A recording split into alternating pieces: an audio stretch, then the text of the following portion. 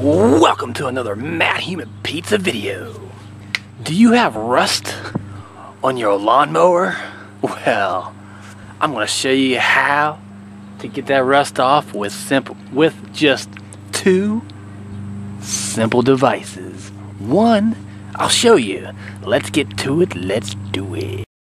This spot right here is already done. Right here. There's some rust right there. And I put some black spray paint. But first, you want to get yourself some auto aluminum oxide grit sandpaper, specifically made for automobiles. And well, this is kind of like an auto.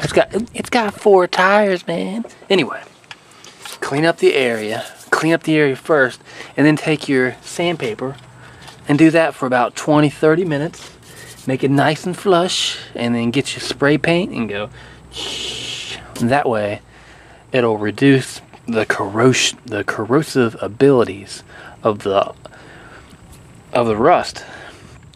Rust is an amazing corrosion process that involves oxygen and H2O. You know what I'm saying? Rev up your engine.